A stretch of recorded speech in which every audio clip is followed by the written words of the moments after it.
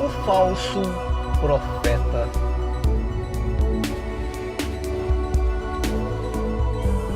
Eles afirmam que conhecem a Deus, mas por seus atos o negam. São detestáveis, desobedientes, desqualificados para qualquer boa obra.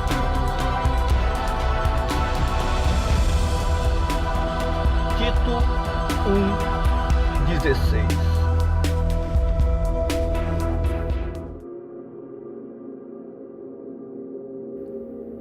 Eis que certa data, em uma pequena igreja, na periferia de uma cidade de médio porte, dois homens estão em uma acalorada conversa. Você é um mal agradecido. Lhe atendi em tudo para que você me ajudasse nessa obra. De um simples obreiro, hoje você é meu braço direito. O que você está pretendendo? Tomar meu lugar? É isso? Na verdade, Astrogildo, o que você se vangloria tanto em ter conquistado é muito pequeno diante do objetivo que tracei para o meu futuro. Ter minha própria igreja, majestosa, imponente, em um bairro vistoso na capital, cercado de abastados financeiramente, que manterão minha grandiosa obra com seus poupudos dízimos e ofertas. Não quero seguir com você na periferia desse fim de mundo e continuar à mercê desses pobres coitados que têm dinheiro para pagar malemar o dízimo, quanto mais as ofertas. Portanto, adeus. Continue nadando contra a maré, mendigando quase nada desses miseráveis. Tenho pena daqueles que porventura possam ser fiéis da sua igreja. Aqui é o continha, sem freios. Sua ganância os deixará sem um único centavo. Não entendo por que me recriminas. Nós somos iguais. Não me insulte. Em sua ganância, falta de escrúpulos, você é pior, muito pior que eu. Agora vamos deixar de conversa e vamos acertar os meus direitos. Quero minha parte.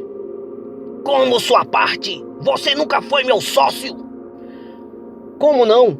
Trabalhei por quase 3 anos, por míseros 7 salários mínimos. Assumi as suas funções em seus impedimentos. Te ajudei a ganhar teus milhões e você diz que eu não tenho direito? Você quer que eu vá à justiça? Vai te custar muito mais que me dar os 20 milhões que estou te pedindo para deixar a igreja e seguir meu rumo. Você sabe, uma briga na justiça poderia pôr a Receita Federal em seu encalço e seria questão de tempo eles descobrirem seus 120 milhões não declarados em paraísos fiscais. Tá bom, seu ingrato, você venceu. Não vou nem lhe cobrar o dinheiro que você desviou da igreja em benefício próprio. Deposito em sua conta amanhã. Está bem, pois já estou de olho em um espaçoso e imponente local em um bairro nobre na capital, onde pretendo fundar minha igreja. E no dia seguinte, ao ir ao banco conferir se o depósito estava na conta, J. Rock se depara com seu cunhado, diretor de uma grande empresa de engenharia na capital. E ao tomar conhecimento das pretensões do cunhado em deixar a pequena cidade, ele diz: "Mas não me faça isso, J. Rock. Em breve vamos construir uma grande obra no município e para cá, entre locais e os operários que virão, serão aproximadamente 100 mil pessoas. A religião é importante para contê-los. Fique e os encaminhe no rumo de Deus. A comunidade e a empresa serão gratos. E com essa informação privilegiada, ele se põe a matutar.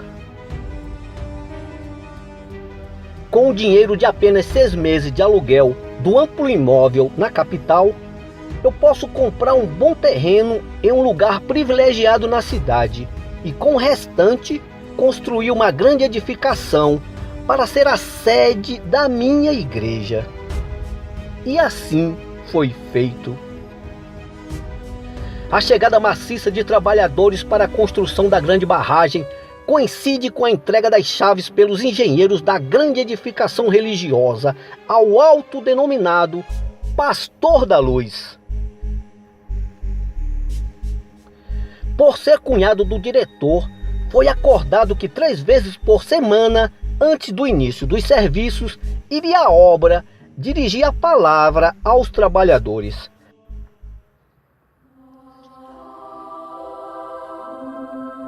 Caros irmãos e irmãs, que Deus abençoe suas vidas e lhes dê saúde para que continuem a levar o sustento de suas famílias. Irmãos, esse mundo é passageiro, é menos que a menor partícula de um átomo diante da eternidade que aguarda nossas almas. Então, por que nos apegarmos ao desfrute terreno em detrimento da nossa salvação? Você, irmão e irmã, que está longe dos seus, se sentindo carente, deprimido, se acheguem à nossa igreja. Nós temos a palavra que irá confortar vossos corações. Estaremos de braços e portas abertas às quartas, sextas, sábados e domingos, às 20 horas, no centro, ao lado da Praça Apolônio Kirtz. Lá vocês encontrarão a força que necessitam para continuar firme em suas caminhadas. E os trabalhadores fragilizados por estarem longe da família, bem como os locais, igualmente seduzidos pela bela oratória do autodenominado Pastor da Luz, iam aos poucos se achegando à recém-inaugurada edificação religiosa. Após o primeiro mês, os bancos do lugar não eram suficientes. Teve que se providenciar cadeiras. Já no segundo mês, o lugar não comportava mais ninguém, então ele passou a ministrar 2 cultos em vez de 1, nos dias anteriormente citados. Os cultos ministrados pelo Pastor da Luz eram focados em cima de versículos que citavam os fiéis como mantenedores da igreja e que quanto maior o desapego aos bens materiais e à família, em benefício da obra, maior seriam as bênçãos. Com o passar dos meses, o mesmo passou a pedir mais e mais. Sua usura por dinheiro estava a cada dia mais descabida. E do alto do púlpito, ele exclamava: Doem sem receios, vendam um carro, casa, retire as economias da poupança e apliquem na obra do Senhor. E todos estarão com as passagens carimbadas para o paraíso. Certa feita, alguns fiéis o abordaram ao chegar à igreja. Senhor, doamos tudo o que tínhamos, seguimos à risca seus ensinamentos, mas até hoje não fomos abençoados e juntamente com nossas famílias estamos passando necessidade. Mas irmãos, porque trazem a meu conhecimento suas dificuldades terrenas, elas são necessárias para a purificação de suas almas, os tornando aptos a alcançar as benesses de Deus. Lembrem-se de Jó. Ele era rico, riquíssimo, tinha vários bens, porém perdeu tudo, ficou na miséria, mas não deixou esmorecer sua fé. Depois de muita provação, Deus o recompensou com o dobro de seus bens. E lhes digo, indagar seu pastor com desconfiança é a prova maior que vocês não estão no prumo de Jeová, e como tal, terão negadas suas entradas no céu. Jejuem, jejuem e peçam perdão por 7 dias e 7 noites. Somente após o cumprimento da penitência, voltarei a colocar seus nomes em minhas conversas com meu Pai Todo-Poderoso. Ele continuava a usar o nome de Deus em vão, saqueando sem remorsos os fiéis de sua igreja. Os que comprovadamente não tinham mais como pagar o dízimo e as ofertas, eram colocados para trabalhar na manutenção da igreja, roçando, varrendo, pintando, fazendo pequenos serviços para não serem esquecidos na hora do arrebatamento, por não estarem cumprindo com suas obrigações com a igreja. E a obra engrenou.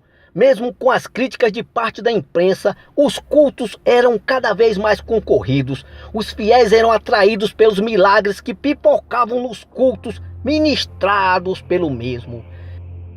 No púlpito, ele sempre iniciava o sermão com sua palavra preferida: desapego!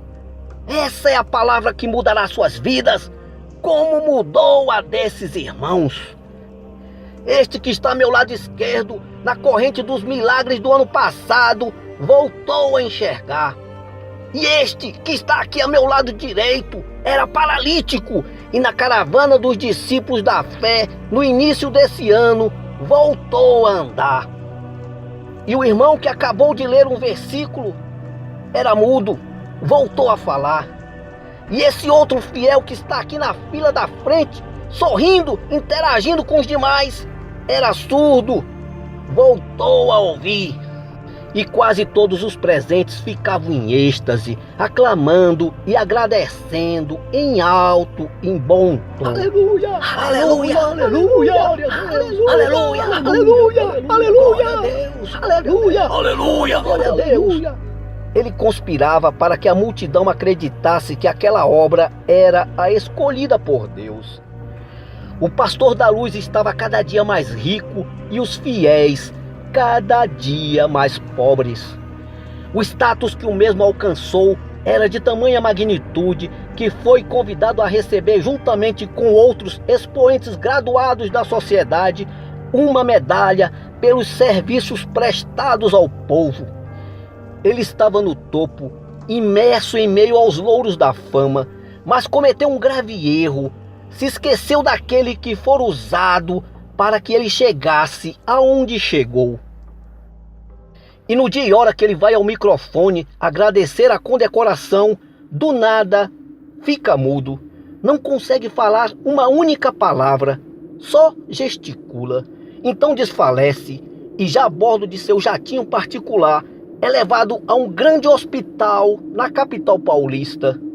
E lá, após ser submetido a uma bateria de exames, é diagnosticado com câncer na garganta, sendo operado de imediato. E nos poucos dias que os médicos lhe deram de vida, ficou mudo, pois para conter o avanço da doença, foi retirada suas cordas vocais.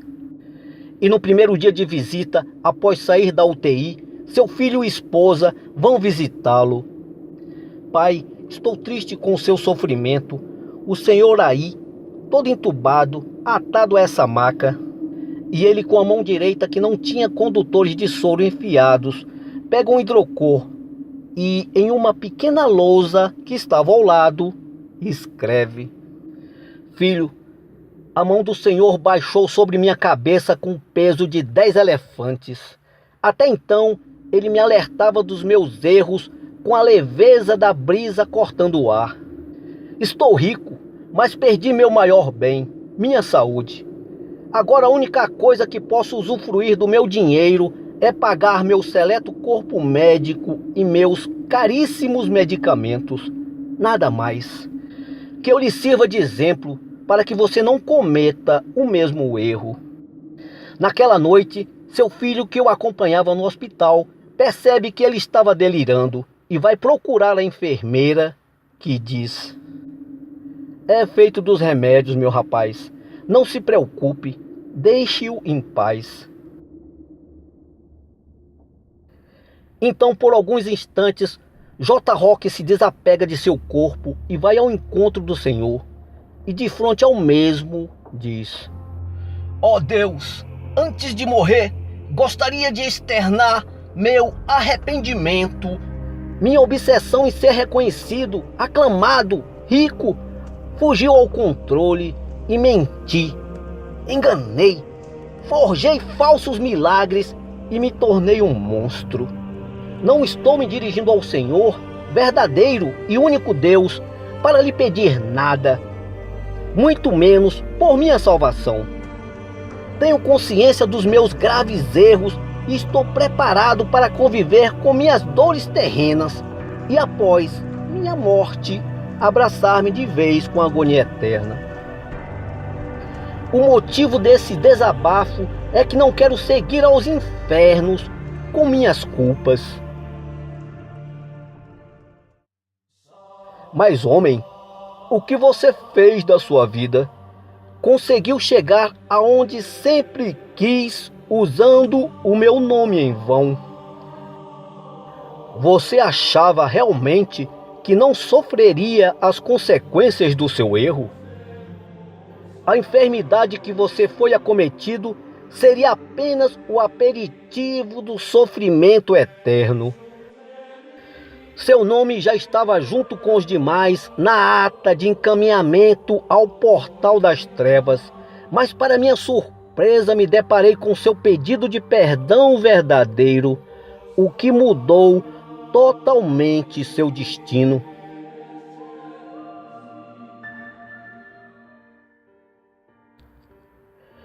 Três semanas se passam e o quadro se agrava dia a dia. Nem a morfina, remédio mais forte contra a dor, o acalmava. Seu filho saía aos prantos após cada visita. No 22º dia, recebe em casa um telefonema do hospital. Seu pai havia morrido.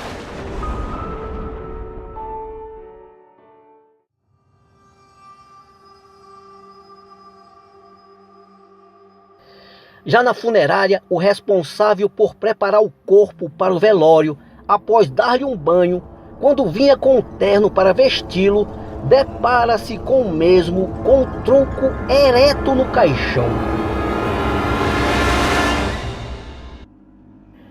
E ouve-se o barulho de um corpo desfalecido encontrar o chão. Então chega o SAMU e o leva. No hospital, os médicos falam à família o que se a sucedeu. Catalepsia patológica, distúrbio neurológico em que a pessoa permanece com os músculos enrijecidos como um cadáver, mas está vivo. Muitos já foram enterrados como mortos, acometidos desta enfermidade. E nos exames que fora submetido após o acontecido, o câncer que o acometia inacreditavelmente desapareceu e do nada ele voltou a falar. E logo está de alta. E em um dia festivo na igreja, seu filho se dirige aos fiéis e diz: irmãos, hoje estamos felizes. O mentor desta obra está de volta. Pai, por favor, venha até o púlpito. Então ouve-se aplausos sem entusiasmos. E ele diz: irmãos, nestes dias que estive gravemente enfermo, em uma de minhas viagens entre a vida e a morte, estive a uns 50 metros do portal das trevas. E mesmo a uma certa distância, o forte olor de enxofre impregnava em minhas ventas, me deixando sufocado, enquanto as dores que acometiam meu corpo pareciam ter triplicado de intensidade por conta do vapor escaldante que esvaía-se pela porta entreaberta. Mas Deus me deu uma segunda chance de mudar o destino final de minha alma.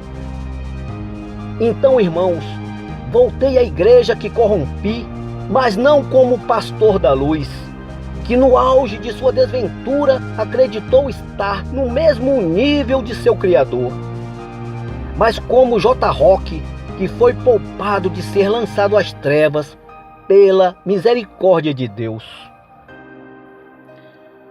Doei 70% de tudo que ganhei, corrompendo o povo de Deus a instituições de caridade, e os outros 30% depositei na conta dessa igreja.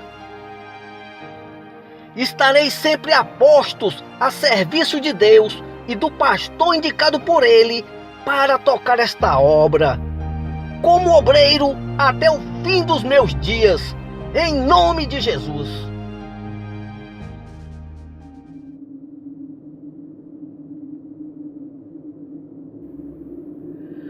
Caros ouvintes, o falso profeta teve tempo de se arrepender de seus pecados ainda em vida. Olhem o quanto Deus foi misericordioso diante de seu arrependimento. Ele o ressuscitou e o deixou novamente apto a pleitear o deleite eterno nos céus.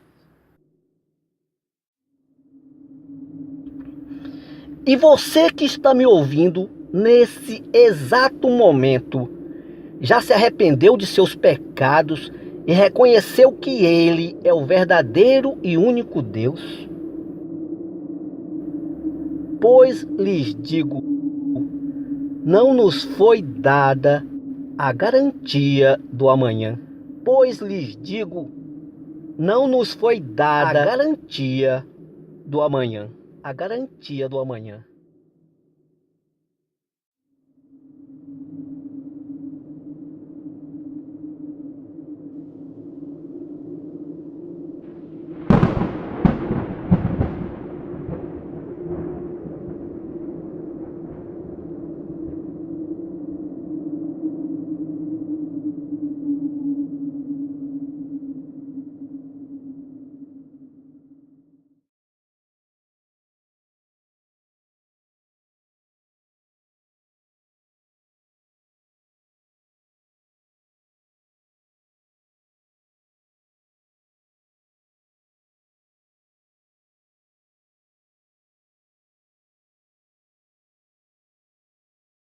Pelos meus erros.